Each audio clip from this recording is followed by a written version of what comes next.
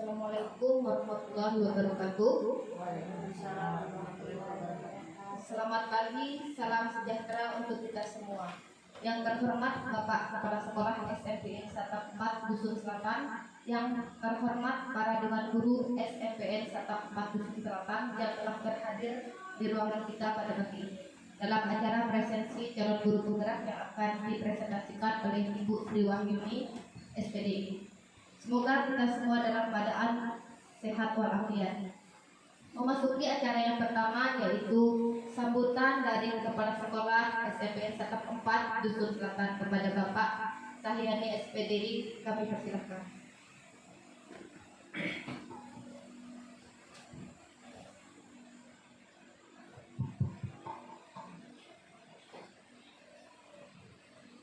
Assalamualaikum warahmatullahi wabarakatuh. Waalaikumsalam warahmatullahi wabarakatuh. Selamat pagi dan salam sejahtera untuk kita semua.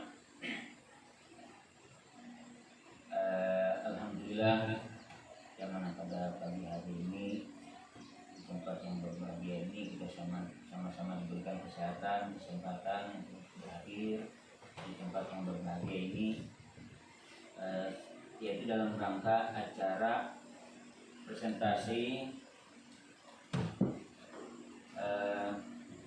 oleh Ibu Sri Wahyuni, SPDI, selaku calon guru penggerak angkatan 11 di tahun 2024 ini. Di sini ada beberapa hal yang ingin disampaikan, yaitu terkait aksi nyata yang akan disampaikan nantinya dalam presentasi. Nah, di mana nantinya akan disampaikan juga oleh pemateri, diharapkan untuk kita selaku tenaga pendidik ataupun pendidik untuk melakukan budaya positif di sekolah kita, baik itu kita selaku kepala sekolah ataupun bapak dan ibu guru yang di sekolah ini. Sangat diharapkan kita untuk melakukan budaya positif ini di sekolah kita. Nah, tujuan akhirnya adalah kita melakukan budaya positif ini, hasil akhirnya adalah kepada siswa-siswi kita sekalian. Di sini ada dikatakan nantinya diseminasi atau kegiatan penyebar luasan ide, gagasan dan sebagainya, yang mana nantinya diarahkan kepada untuk budaya positif kita selaku sebagai seorang guru atau tenaga pendidik. Nah, kemudian kegiatan ini dilakukan terkait pendidikan guru penggerak, yaitu untuk mendiseminasikan kegiatan yang telah dilakukan di sekolah, dalam hal ini menumbuhkan budaya positif dalam pendampingan terhadap peserta didik di sekolah. Nah, yang mana budaya positif ini memiliki fungsi dalam pembentukan karakter anak didik kita di sekolah, dan sekolah kita selaku sebagai institusi ataupun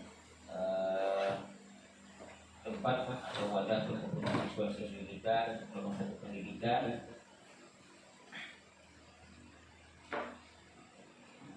Untuk pembentukan karakter memiliki peran penting dalam pembentukan karakter siswa.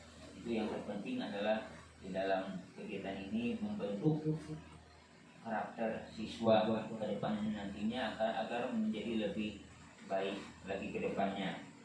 Nah, oleh karena itu budaya positif di sekolah perlu diciptakan dan diwujudkan.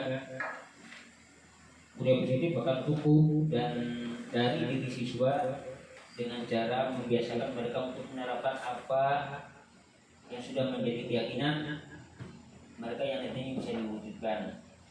Nah, oleh sebab itu, marilah kita sama-sama seluruh dewan guru yang ada di sekolah kita ini untuk diharapkan memberikan budaya positif nantinya kepada siswa-siswi kita agar menjadi lebih baik lagi.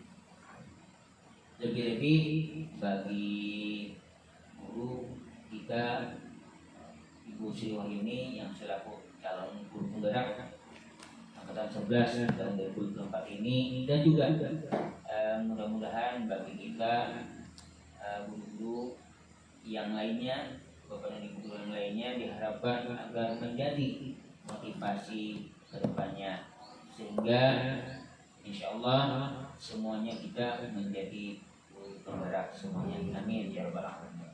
Nah, mungkin hanya itu dulu yang dapat saya sampaikan dalam kesempatan ini. Akhir kata, Assalamualaikum warahmatullahi wabarakatuh. Selamat pagi semuanya. Waalaikumsalam warahmatullahi wabarakatuh. Baik, memasuki acara yang ketiga, yaitu penyampaian materi dari penyaji kepada Ibu Sri Wahyuni SPDI, dipersilakan.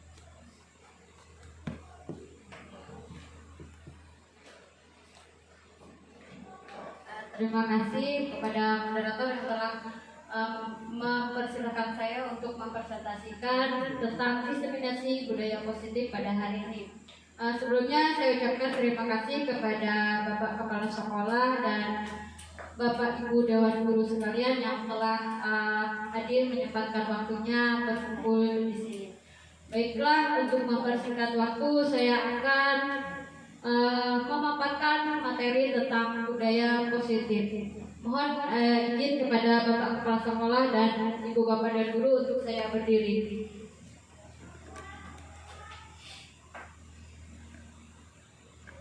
Baik, di sini ada aksi nyata diseminasi budaya positif. Nah, sebelum masuk ke materi memperdalam dari budaya positif, di sini saya ingin bertanya terlebih dahulu, apakah Bapak Ibu tahu tentang budaya positif atau pernah mendengar sebelumnya tentang budaya positif yang ada di sekolah? Belum. Ya. Bagaimana Ibu Pimpin? Pernah mendengar, cuma tidak tahu lebih jelas tentang budaya positif itu apa. Ibu Pipin pernah mendengar tapi belum jelas yang di dalamnya terdiri dari apa saja. Baik, di sini saya akan menjelaskan. Minta tolong digeser. Baik, seperti biasa, sebelum kita memulai pelajaran di kelas dan di sini pun sebelum kita memulai diskusi mendalam, saya meminta kepada Bapak Ibu Guru untuk ice breaking lah kalau kita di kelas biasanya. Jadi supaya kita tidak suntuk, tidak ngantuk, mungkin jam-jam lapar atau ada yang belum sarapan, kita ice breaking sebentar. Bisa Bapak Ibu? Bisa. Baiklah, di sini sebelum saya memulai ice breaking, adakah Bapak Ibu yang bisa membantu saya untuk ice breaking yang sering digunakan di kelas? Ada Bapak Ibu? Ya. Atau langsung ice breaking dari saya saja?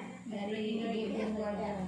Baiklah, ice breaking di sini ada buka tutup. Mungkin ibu-ibu pernah mendengar buka tutup.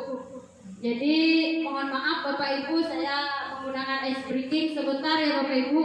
Ya. Jadi buka tutup, kita buka, angkat tangannya ke depan. Angkat tangan ke depan, kemudian buka, tutup. Buka, tutup. Buka, tutup. Paham Bapak Ibu? Kita sama-sama Bapak Ibu. 1, 2, 3. Buka tutup, buka tutup. Tersenyum saja. Buka tutup, buka tutup. Tersenyum lagi. Satu kali lagi. Buka tutup, buka tutup. Tersenyum saja. Buka tutup, buka tutup. Tersenyum lagi. Terima kasih, tepuk tangan. Baik, boleh dilanjutkan slide-nya. Nah, di sini kita memiliki kesepakatan dalam forum diskusi. Kalau biasa di kelas kita kesepakatan kelas dengan anak murid. Kalau sekarang kesepakatan kita bersama dewan guru yang ada di dalam ruangan ini. Nah, belum diedit berarti. Kesepakatan forum diskusi.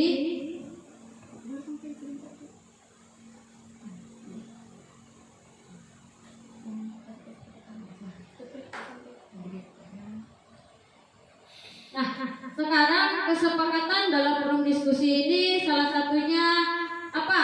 Kesepakatan kita pada pagi hari ini.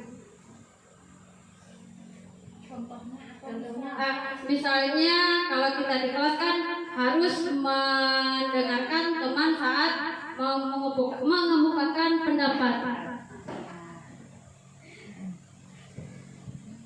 Salah satu contohnya bagaimana kalau HP di silent? Ya, saat berada di kelas, saat berada di forum diskusi, HP di harus disilain. HP di silent, HP silent. Biar aja itu diikutin. Langsung ketik teksnya.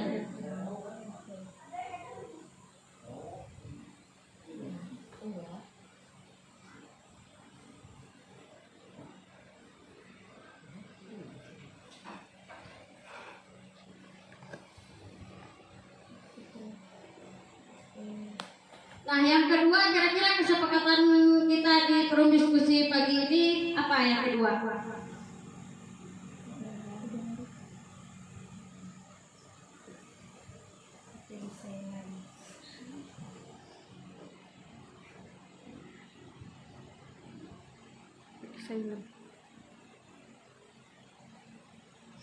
Adakah lagi yang lain?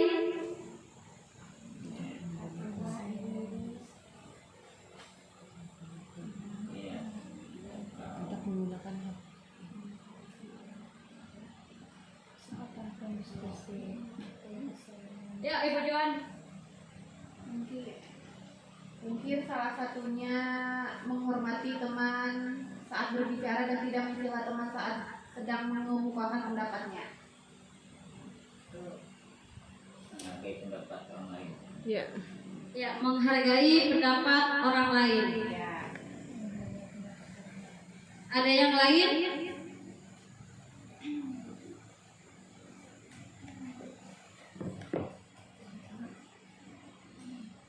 Ya, ada yang lain?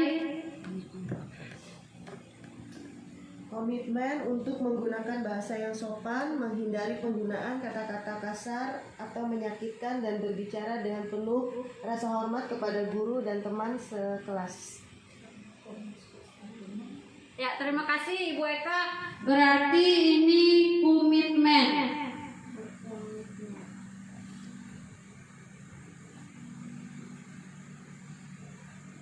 Berkomitmen.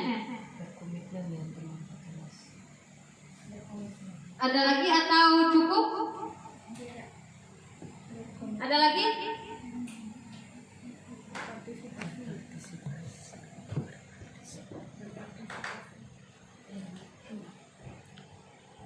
tidak menyela saat penyaji sedang menyajikan,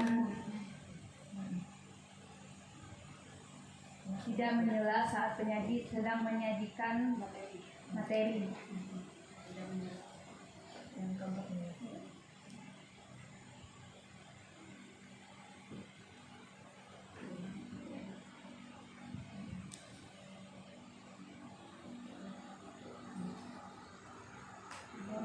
Ada 4. Apakah ada lagi selain 4? Ada tambahan? Nah, Ibu Eda mungkin. Ya. Berpartisipasi secara penuh, mengajukan pertanyaan ketika diperlukan.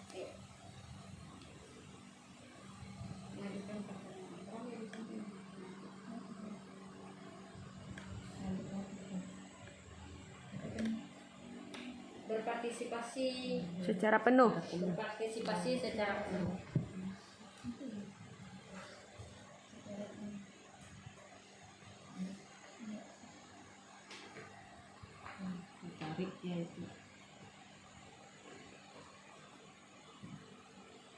Ya, inilah kesepakatan dalam forum diskusi kita pada hari ini yang akan saya bacakan.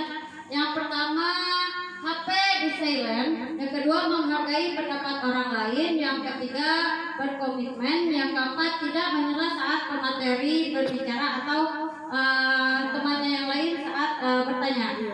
Yang terakhir, berpartisipasi penuh dalam forum diskusi ini. Ya, ini ada 5 kesepakatan forum diskusi kita pada pagi hari ini. Terima kasih kepada Bapak Ibu yang telah memberikan kesepakatan forum diskusi ini. Baik, lanjut slide selanjutnya. Nah, di sini di dalam disiplin positif, sebagai guru yang baik harus memiliki kemampuan dalam mewujudkan budaya positif di sekolah. Budaya positif tersebut dapat dijabarkan dengan menentukan konsep-konsep inti seperti yang pertama, disiplin positif. Yang kedua, motivasi perilaku manusia. Yang ketiga, keyakinan kelas atau keyakinan sekolah. Yang keempat, kebutuhan dasar manusia. Yang kelima, posisi kontrol, dan yang keenam, segitiga restitusi. Yang mana nantinya akan saya jelaskan satu persatu dari disiplin positif sampai ke segitiga restitusi. Lanjut. Nah, di sini ada penjelasan dari disiplin positif. Apa itu disiplin positif? Disiplin positif merupakan suatu cara penerapan disiplin yang mengajarkan anak bertanggung jawab dan menumbuhkan kesadaran diri berdasarkan nilai-nilai kebajikan. Yang kedua, disiplin positif lebih ke arah disiplin dari yang dapat mengontrol diri dalam melakukan segala tindakan. Jadi disiplin positif ini adalah mengontrol diri kita untuk melakukan sesuatu. Nah, selanjutnya, disiplin positif dapat membuat murid memahami dan menyadari berdasarkan motivasi internal, bukan akibat paksaan, pujian, ataupun hukuman. Lanjut. Nah, di sini ada 6 profil pelajar Pancasila. Jadi kita zaman kurikulum Merdeka Mengajar. Ini tidak lari dari profil pelajar Pancasila. Ada 6 profil pelajar Pancasila. Yang pertama, beriman kepada Allah Tuhan yang Maha Esa. Yang kedua, mandiri. Yang ketiga, berkebinekaan global. Yang keempat, bergotong royong. Yang kelima, kreatif. Dan yang terakhir bernara kritis. Lanjut. Nah, selanjutnya tadi ada disiplin positif. Yang sekarang yang kedua, motivasi perilaku manusia. Yang tadi disiplin positif sebagai pengontrol diri kita. Yang kedua, motivasi perilaku manusia. Di sini 3 motivasi perilaku manusia. Yang pertama, untuk menghindari ketidaknyamanan atau hukuman. Yang kedua, untuk mendapatkan imbalan atau penghargaan dari orang lain. Yang ketiga, untuk menjadi orang yang mereka inginkan dari menghargai diri sendiri dengan nilai-nilai yang mereka percaya. Ini ada 3 motivasi perilaku manusia. Biasanya ini bertahap. Tadi disiplin positif, kemudian motivasi perilaku, ada yang ketiga keyakinan kelas, yang terakhir segitiga restitusi. Jadi itu tahapan 1 sampai 6 itu dari dia membuat masalah sampai penyelesaian masalahnya. Jadi yang 6 poin tadi itu adalah ibaratnya dari suatu masalah sampai ke penyelesaian masalah terdapat di poin ke-6. Untuk menghindari, yang pertama, untuk menghindari ketidaknyamanan atau hukuman. Biasanya kita sebagai guru, apalagi anak-anak melakukan kesalahan atau terlambat datang ke sekolah, otomatis kita akan memberikan apa? Hukuman. Kalau anak-anak mendapat nilai 100 misalnya, saat kita melakukan pembelajaran di kelas, anak-anak salah satunya anak ini mendapat nilai 100. Apa yang akan kita berikan? Pujian. Apresiasi, pujian, dan penghargaan. Ternyata dari ketiga yang kita buat itu sangat berdampak untuk murid. Nanti ada penjelasan di belakang. Lanjut Bu Pipin. Nah, sekarang keyakinan sekolah atau keyakinan kelas. Keyakinan, kita ambil keyakinan kelas. Keyakinan kelas ini apakah guru wali kelas atau setiap guru yang punya keyakinan kelas? Ada yang ingin berpendapat? Wali kelas Ibu Pipin mungkin ada pendapat? Keyakinan kelas itu kan kayak kalau peraturan kelas beda lagi dan keyakinan kelas. Keyakinan kelas dan kesepakatan kelas. Misalnya keyakinan kelasnya pada jam matematika harus berpakaian rapi. Itu kalau kita secara guru. Nah, di dalam keyakinan kelas ini apakah guru saja yang bisa membuat keyakinan kelas? Apakah wali kelas saja atau wali kelas dan guru sama-sama bisa melakukan membuat keyakinan kelas? Untuk keyakinan kelas, guru serta wali kelas saling berkontribusi, saling berkomunikasi secara baik. Contohnya memakai pakaian rapi, pakaian dimasukkan ke dalam celana atau ke dalam rok, memakai sepatu di dalam kelas. Kemudian buku-bukunya dipersiapkan dari rumah, sarapan di sekolah. Itu sih peraturan di kelas atau keyakinan di kelas. Baik, terima kasih atas penyampaian yang telah dilakukan oleh Ibu Pipin. Jadi keyakinan kelas menurut Ibu Pipin bisa dilakukan oleh guru, bisa dilakukan oleh wali kelas. Ada pendapat lain yang wali kelas?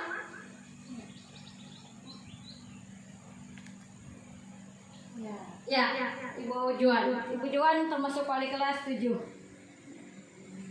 Menurut saya untuk keyakinan kelas itu guru wali kelas dan murid yang membuat kesepakatan dan harus dilakukan agar efektif itu dilaksanakan untuk semua kelas seharusnya. Itu saja Bu. Ya, terima kasih pada Ibu Juan. Berarti menurut Ibu Juan keyakinan kelas dilakukan oleh wali kelas. Ya. Tadi disepakati oleh seluruh siswa. Baik, ada pendapat lain? Kalau tidak ada, saya akan menanggapi atau menambahkan sedikit.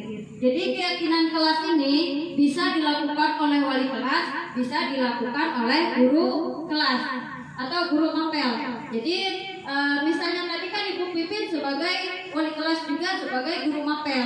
Jadi beliau bisa menggunakan saat mengajar matematika, bisa menggunakan kesepakatan kelas atau keyakinan kelas untuk jam mata pelajaran tersebut. Tapi sesuai dengan pendapat Ibu Joan, itu untuk misalnya satu semester, berlakunya untuk satu semester untuk kelas tersebut harus melakukan keyakinan atau kesepakatan kelas yang telah dibuat bersama wali kelas atau guru yang telah disepakati oleh guru dan siswa. Selanjutnya ini ada penjelasan tentang keyakinan kelas. Keyakinan kelas, guru berperan dalam mewujudkan terbentuknya keyakinan sekolah atau kelas dengan adanya kesepakatan antara guru dan murid. Betul sekali seperti kata Ibu Joan tadi kan harus disepakati oleh guru dan murid. Percuma kita membuat suatu kesepakatan atau keyakinan tetapi tidak disepakati oleh warga sekolah. Jadi percuma kita yang capek-capek buat peraturan tapi tidak disepakati oleh siswa. Lanjut.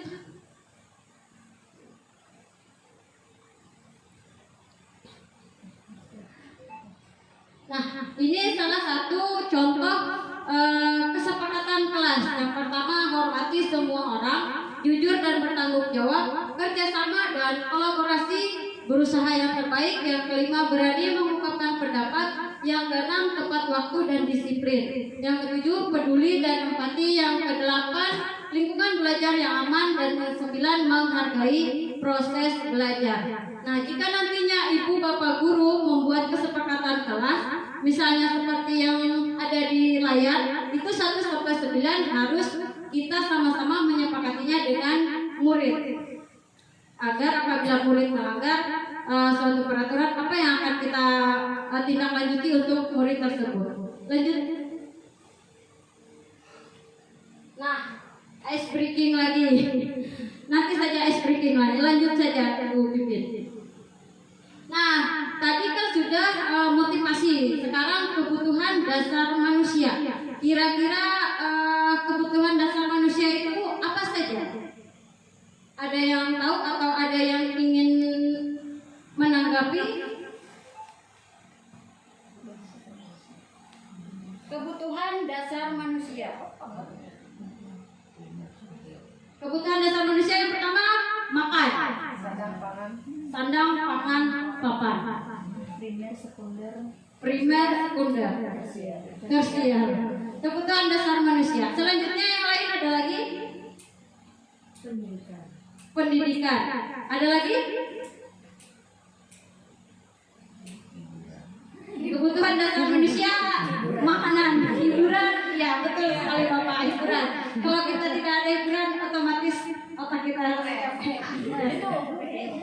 Baik, lanjut. Nah, dari penjelasan kebutuhan dasar manusia, yang pertama, semua yang kita lakukan adalah usaha terbaik kita untuk mendapatkan apa yang kita inginkan ketika kita mendapatkan apa yang kita inginkan. Sebetulnya saat itu kita sedang memenuhi satu atau lebih dari satu kebutuhan dasar kita, yaitu yang pertama kebutuhan dasar tadi. Yang pertama kebutuhan untuk bertahan hidup, kasih sayang dan rasa diterima, kebebasan, kesenangan dan penguasaan. Nah, di sini kebutuhan untuk bertahan hidup seperti kata Ibu Eli bahwa kita perlu makan, betul sekali.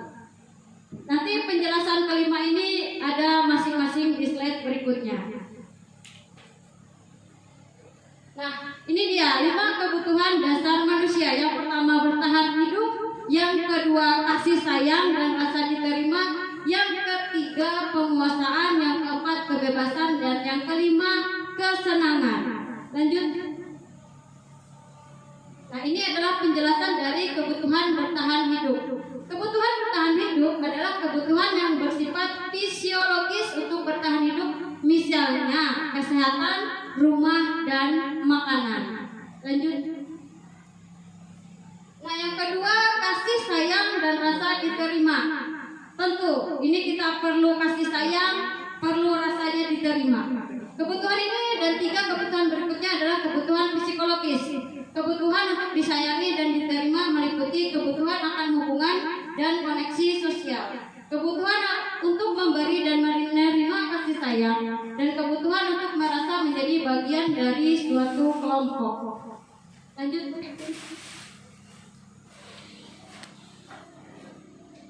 Ya, ini yang ketiga penguasaan, kebutuhan pengakuan atas kemampuan. Kebutuhan ini berhubungan dengan kekuatan untuk mencapai sesuatu, menjadi kompeten, menjadi terampil, diakui atas prestasi dan keterampilan kita, didengarkan dan memiliki rasa harga diri. Yang keempat, kebebasan. Kebebasan ini adalah kebutuhan akan pilihan. Kebutuhan bebas adalah kebutuhan akan kemandirian, otonomi, memiliki pilihan, dan mampu mengendalikan arah hidup seseorang. Nah, yang terakhir kesenangan, kebutuhan untuk merasa senang. Kebutuhan akan kesenangan adalah kebutuhan untuk mencari kesenangan, bermain dan tertawa. Bayangkan hidup tanpa kenikmatan apapun, betapa menyedihkan. Masa kita manyun terus tidak ada tertawa. Lanjut. Nah, ini ada studi kasus masalah Ibu Doni dan Ibu Ambar. Saya akan membagikan lembaran studi kasus kepada Bapak Ibu yang nantinya akan kita identifikasikan atau telah kasus tersebut.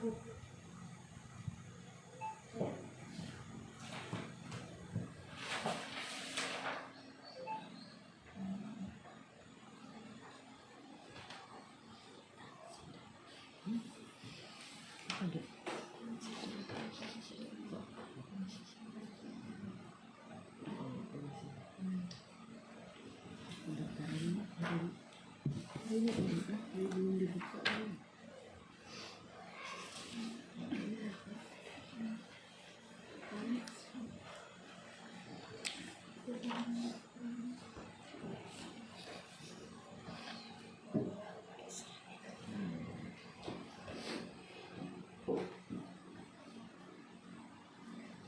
di situ yang lembaran sudah saya bagikan ada masalah Doni dan Ibu Ambar. Sekarang silakan telaah atau identifikasi kasus yang terjadi Ibu Ambar dan Doni itu seperti apa.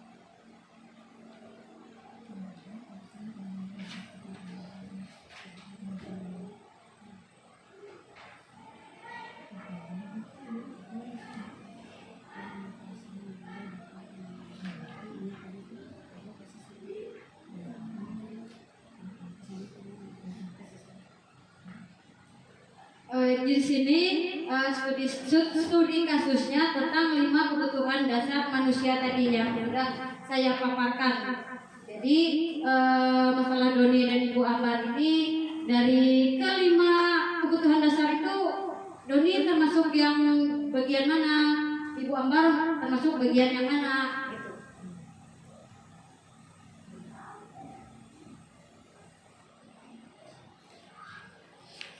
Apabila ada yang sudah, silakan mungkin mengemukakan hasil telaahnya atau hasil identifikasi kasus tersebut.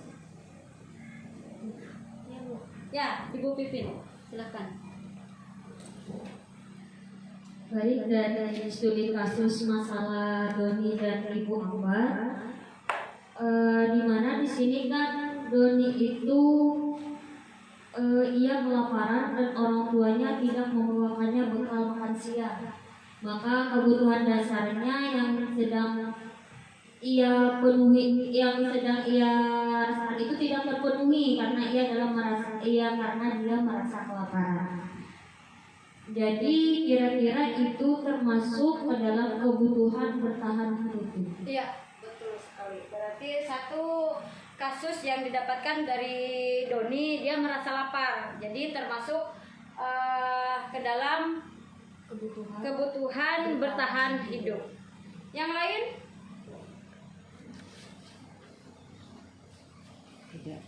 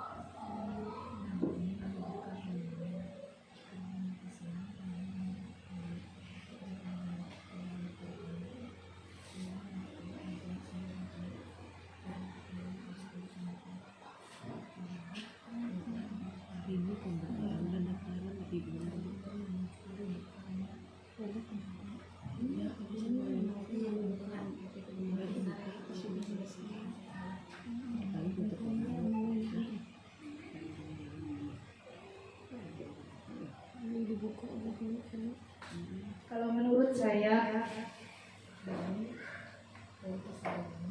dari cerita Doni dan Ibu Ambar ini, kebutuhan dasarnya yaitu kebutuhan kasih sayang dan rasa diterima. Contoh kasusnya, Bu.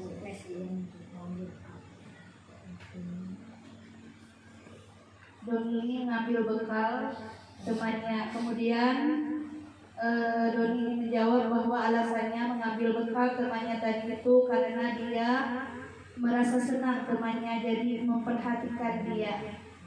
Ketika temannya melaporkan tindakan itu pada gurunya, gurunya memberitahukan orang tuanya, sehingga orang tuanya ini tadi memperhatikan dia.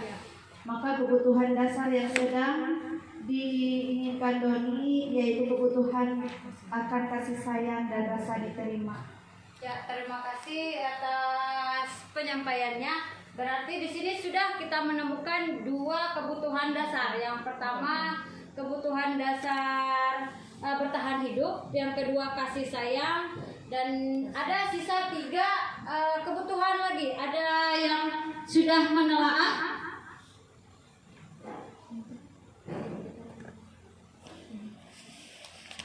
Ada yang sudah menelaah?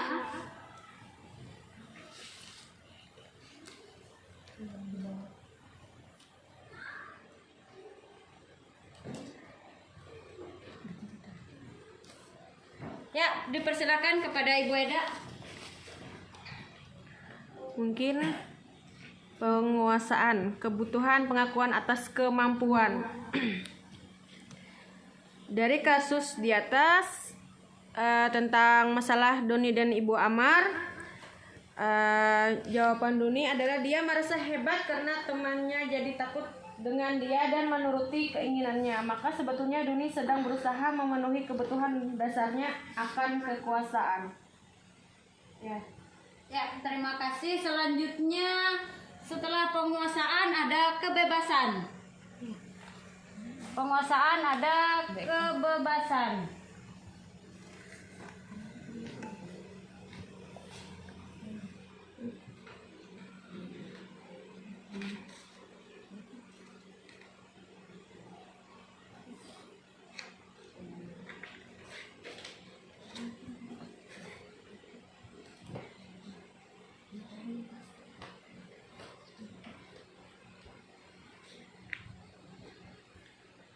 Ya, bisa dilanjutkan. Ya, dalam kebebasan Doni dalam kasus ini adalah bahwa dia merasa bosan dengan bekal makanan yang dibawakan ibunya dari rumah karena ibunya selalu membawakan bekal yang sama. Oleh karena itu dia ingin mencoba makanan teman-temannya yang beraneka ragam. Maka Doni sedang berusaha memenuhi kebutuhan yang akan kebebasan tersebut.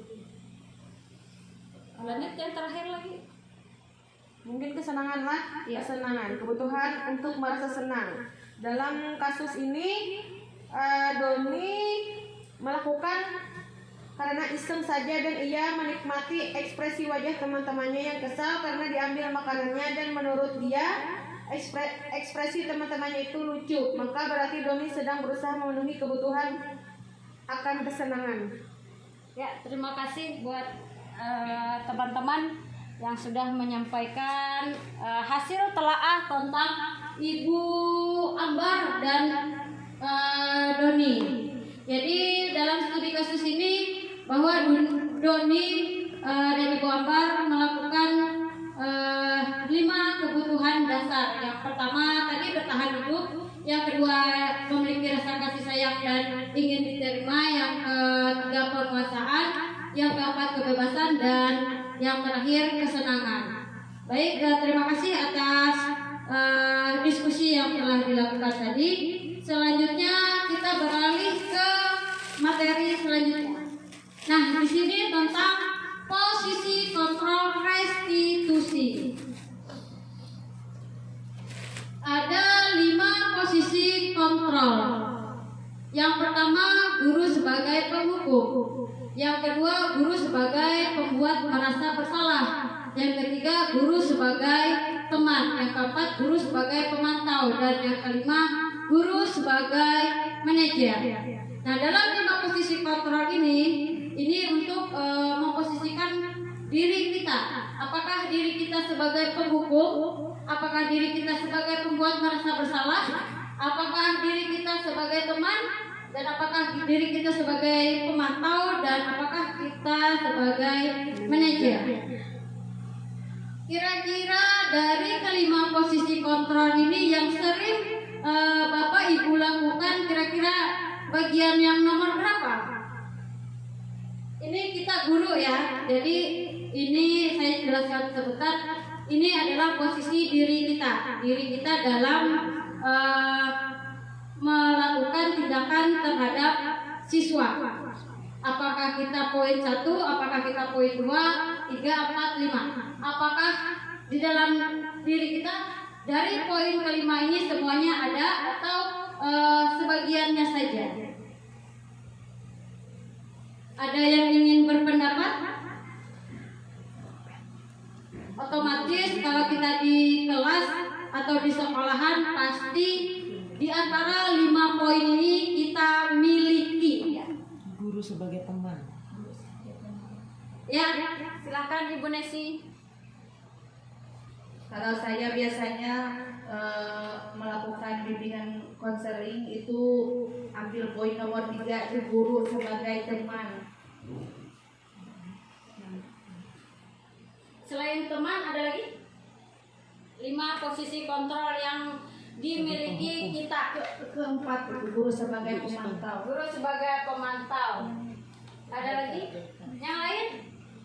Mungkin saya ambil 3, 4, dan 5. Guru sebagai teman, guru sebagai pemantau, guru sebagai manajer. Kalau 1 dan 2 mungkin bukan saya itu. Iya. Yang lain? Sama aja. Bisa. Ya, Bapak. Ya.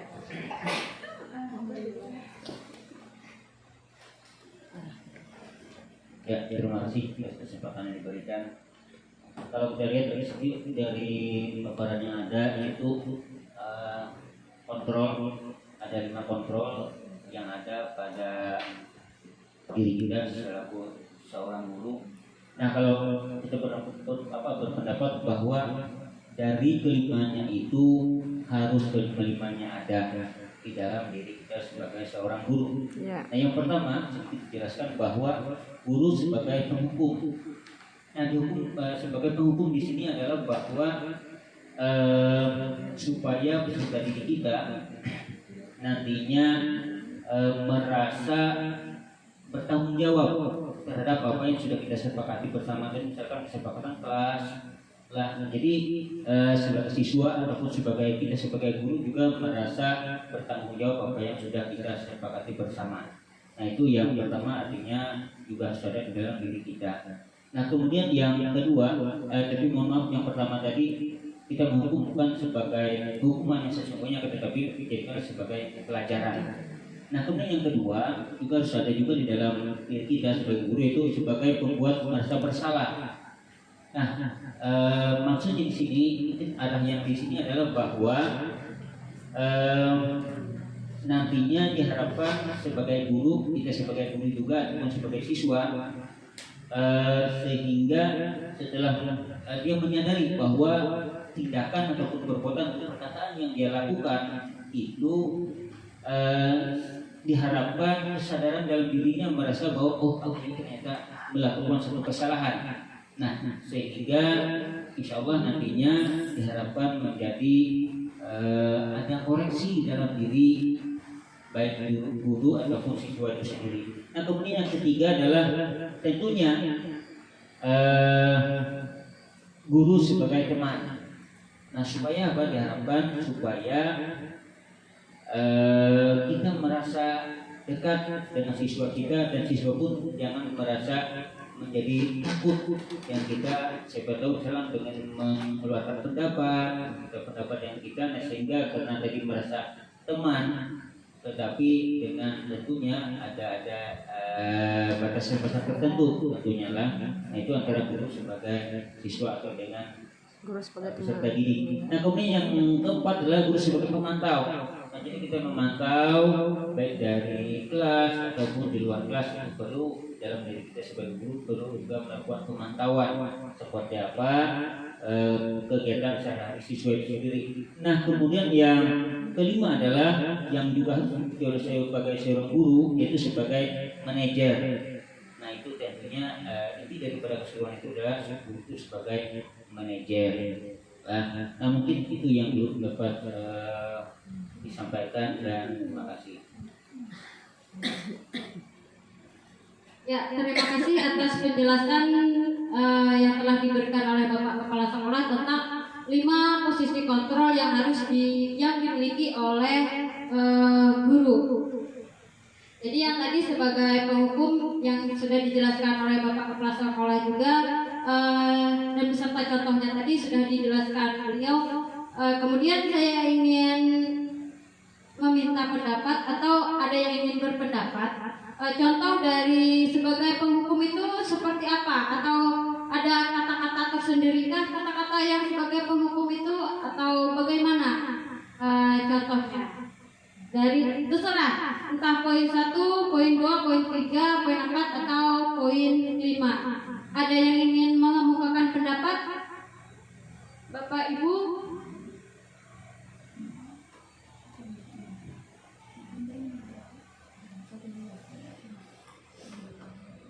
Yang pastinya nomor 1, guru sebagai penghukum apa model kata-katanya supaya kita berarti yang saya dilakukan selama ini saya ini sebagai penghukum, saya ini sebagai pembuat merasa bersalah. Mungkin ada kata-kata tersendiri atau contoh? Ya, Ibu Pipin. Oke, guru sebagai penghukum itu kan untuk memberi efek jerah supaya siswa tidak melakukan hal-hal yang dilarang atau di luar aturan sekolah. Misalnya, ayo patuhi aturan sekolah, jangan dilanggar lagi. Atau yang kedua, ini yang terakhir ya, jangan dilakukan lagi kesalahan yang sama. Itu untuk guru sebagai penghukum. Kalau yang sebagai pembuat bersalah, sebagai teman, sebagai pemantau, sebagai manajer. Oke, untuk guru sebagai pembuat merasa bersalah, misalnya siswa ini melakukan kesalahan, jadi kita ini sebagai guru supaya dia berpikir bahwasanya dia itu bersalah, contohnya seperti ini. Ibu sangat kecewa sekali dengan kelakuan kamu. Atau berapa kali sudah ibu memberitahu bahwasanya ini salah, masih saja dilakukan. Kemudian coba pikir bagaimana orang tua kalian tahu bahwasanya anaknya melakukan kesalahan seperti ini. Untuk 3 dan seterusnya Ibu Nesi. Ya, silakan Ibu Nesi. Untuk guru di posisi teman menggunakan hubungan baik dan humor untuk mempengaruhi seseorang, mereka akan berkata, ayo bantulah demi ibu ya. Kemudian ayo ingat tidak bantuan ibu selama ini. Kemudian sudah kali ini tidak apa-apa, nanti ibu membantu kalian. Yang tadi sebagai teman, apa? Iya, sebagai teman. Pemantau dan sebagai manajer. Kalau sebagai pemantau, peraturannya apa ya? Nah, jadi kita ini mengetahui apakah anak murid itu sudah mengerti dengan apa yang kita jelaskan. Kemudian apa yang telah kamu lakukan. Nah, untuk memantau anak, kemudian sanksi atau konsekuensinya apa ya? Selanjutnya boleh disampaikan teman yang lain. Nah, ada yang lain. Tadi sampai pemantau. Berarti terakhir guru sebagai manajer. Bu Eli. Ya, Bu Eli.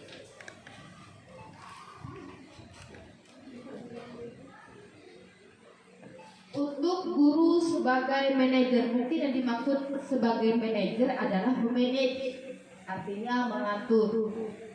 Sebab anak murid ini kalau tidak ada yang memanage atau mengatur, mereka akan sekehendak mereka. Maka disitulah peran guru sebagai manajer untuk memberi peraturan kepada anak-anak untuk mengatur kegiatan anak-anak di sekolah. Begitu. Terima kasih, mungkin saja yang dapat saya sampaikan. Ya, terima kasih Bu Eli. Ada tambahan lagi tentang guru sebagai manajer. Atau sudah cukup? Ada lagi Bapak Ibu? Sudah cukup atau ada tambahan?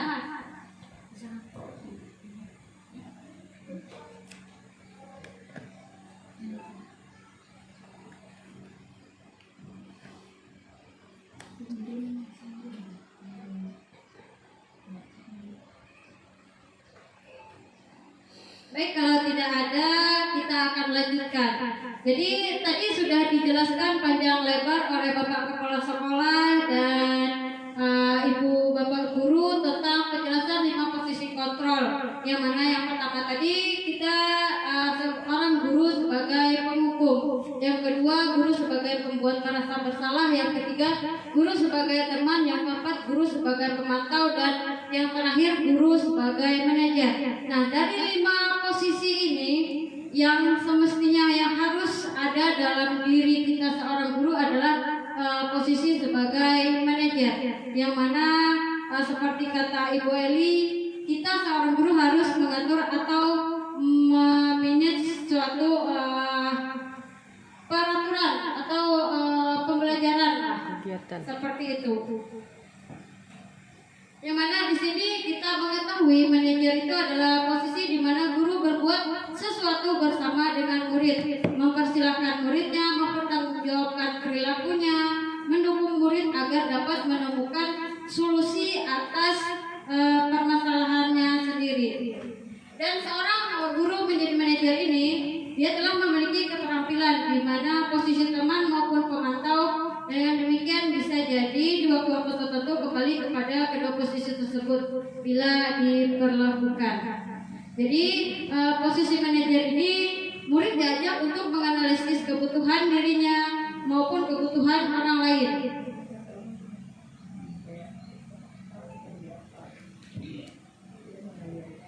Ya, lanjut ke slide berikutnya.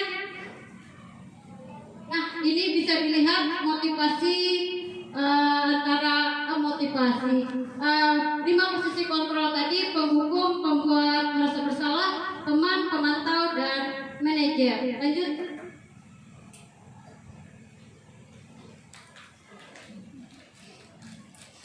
Nah, ini adalah tahapan terakhir, yaitu dalam suatu masalah kita pasti memiliki solusi. Inilah solusi yang terakhir, yaitu segitiga restitusi.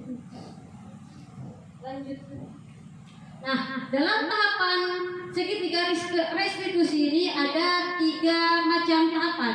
Yang mana kita menstabilkan identitas, yang kedua validasi tindakan yang salah, yang ketiga menanyakan keyakinan. Nah, di sini adalah penjelasan menstabilkan identitas. Menstabilkan identitas dilakukan berdasarkan prinsip bahwa membuat kesalahan adalah bagian dari proses pembelajaran yang nantinya akan menggeser identitas gagal ke arah identitas sukses. Dan kalimat dalam menstabilkan identitas yang pertama, berbuat salah itu hal yang manusiawi. Ini sebelum saya menjelaskan, kita kembali ke kasus. Kasus otomatis di dalam sekolah satu hari itu pasti ada anak-anak murid itu melakukan suatu kasus, maupun dia mengejek temannya atau meminjam pulpen temannya tapi tidak dikembalikan, temannya marah, itu suatu kasus.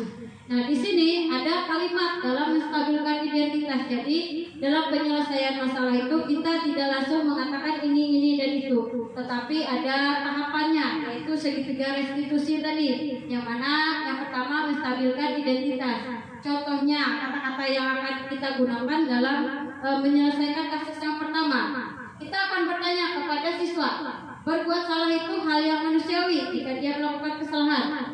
Memang betul. Yang kedua, tidak ada manusia yang sempurna. Yang ketiga, kita pasti bisa menyelesaikan permasalahan ini. Yang keempat, Bapak Ibu tidak tertarik untuk mencari tahu siapa yang benar, siapa yang salah. Bapak Ibu lebih tertarik untuk menyelesaikan suatu masalah. Yang kelima, kalau kamu menyalahkan dirimu sendiri terus-menerus, apakah kamu bersikap baik pada dirimu sendiri? Selanjutnya,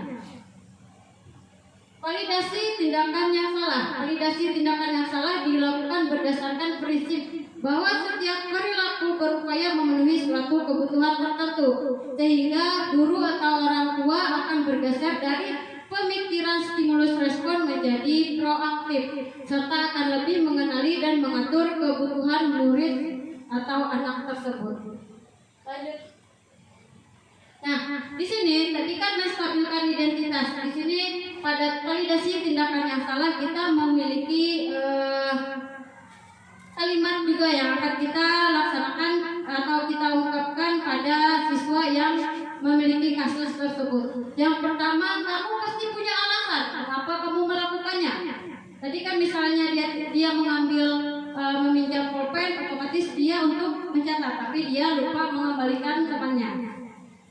Apa yang penting bagi kamu? Ketiga, kamu boleh tetap berusaha menjaga sikap itu, tapi tambahkan sikap yang lain yang baru. Yang keempat, maukah kamu belajar cara lain untuk mendapat yang kamu butuhkan tanpa harus memukul teman? Nah, yang terakhir kalimat menanyakan kaitan sebelumnya. Nah, ini tahapan ketiga pada ketiga restitusi tadi, menanyakan keyakinan. Menanyakan keyakinan ini dilakukan dengan memberi pertanyaan bermakna kepada murid untuk memunculkan motivasi secara intrinsik sehingga maupun mengaitkan keyakinan dengan tindakan yang salah. Lanjut, Bir.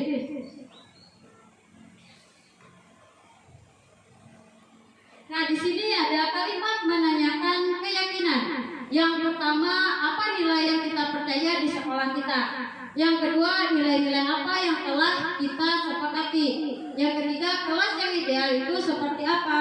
Yang keempat, apa yang kamu rasakan ketika kamu melakukan itu?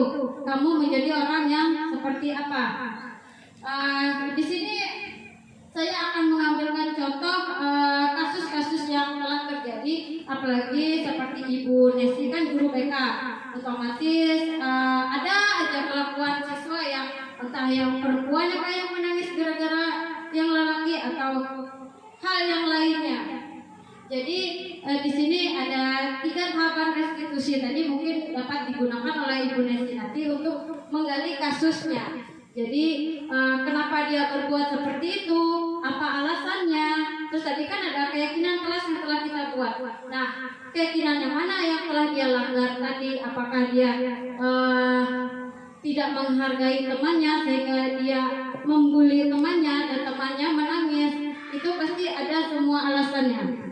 Jadi di sini tadi dari tahapan segi 3 restitusi yang 3, yang pertama menstabilkan identitas, yang kedua validasi tindakan yang salah, dan yang terakhir ini menanyakan keyakinan. Jadi di situ ada kata-kata yang memang dipilih untuk supaya kita tidak bingung untuk menanyakan kepada siswa yang memiliki kasus tersebut. Lanjut Ibu Pipin. Nah, ini adalah slide terakhir. Apakah dari penjelasan pertama tadi ada pertanyaan?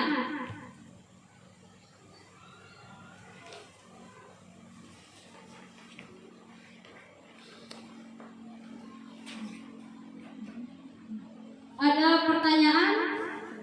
Kalau tidak ada pertanyaan, di sini saya akan menyampaikan suatu kasus.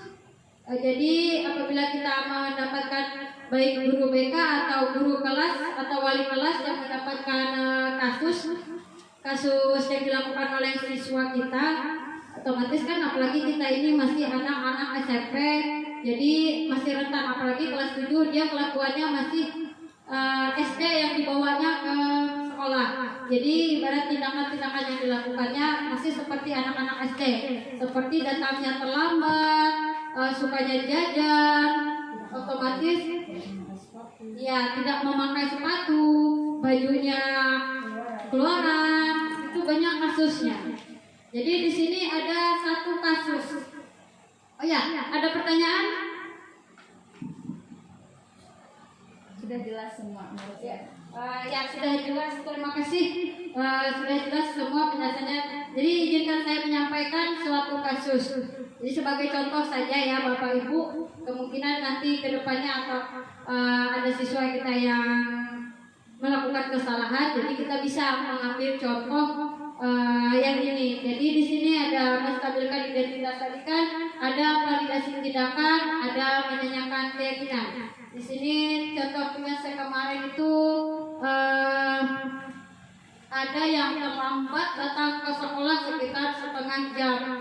Jadi guru piketnya melapor bahwa anak ini sering terlambat tiga hari ini dia terlambat terus. Jadi lalulah saya panggil dia ke dalam kantor. Saya tanya, kenapa kamu terlambat? Dia bilang karena saya tadi malam Bu begadang. Nah itu kan masih di dalam menstabilkan identitas. Tadi malam saya begadang Bu. Ngapain kamu begadang? Saya main HP Bu, sehingga saya lupa bangunnya kesiangan. Dan orang tua saya juga tidak membangunkan saya. Nah, di situ saya menanyakan lagi, kenapa? Tadi kan sudah di alasannya kenapa. Jadi saya lanjut menanyakan dia, kalau terlambat itu termasuk kesepakatan kelas kita tidak? Termasuk katanya. Terus yang mana yang tidak terlambat datang ke sekolah Bu? Ya betul kata saya. Lanjut terus dia bilang, saya tanya, apakah orang tua kamu tidak membangunkan kamu? Tidak Bu katanya. Jadi saya kasih dia solusi ke depannya agar tidak terlambat lagi. Kan saya 3 kali berturut-turut terlambat. Kata saya, nanti minta tolong sama orang tua atau kakak yang ada di rumah, tidak usah tolong bangunkan jam 5 atau jam 6.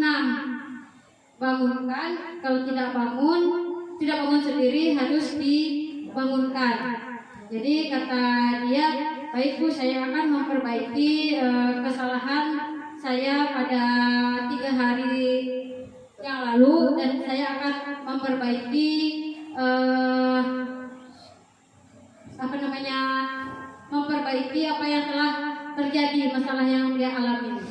Mungkin nanti bisa dilihat lagi referensi yang lain, contoh-contoh yang lain Bapak Ibu ya. Sekali lagi, apakah ada pertanyaan? Tidak ada. Semua sudah jelas Bu. Sudah jelas Bu.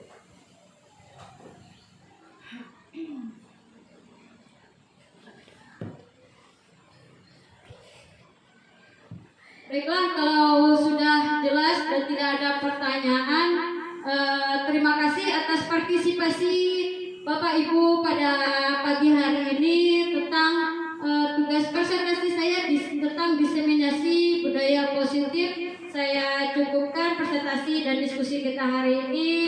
Saya ucapkan Assalamualaikum warahmatullahi wabarakatuh. Demikian akan saya kembalikan kepada moderator. Warahmatullahi wabarakatuh. Baik, terima kasih. Sampai kita pada penghujung acara. Terima kasih atas partisipasi Ibu Bapak Guru, terima kasih kepada penyaji, terima kasih kepada Bapak Kepala Sekolah SMPN Sata 4 Muara Malang. Saya selaku moderator pamit undur diri. Wassalamualaikum warahmatullahi wabarakatuh. Waalaikumsalam warahmatullahi wabarakatuh.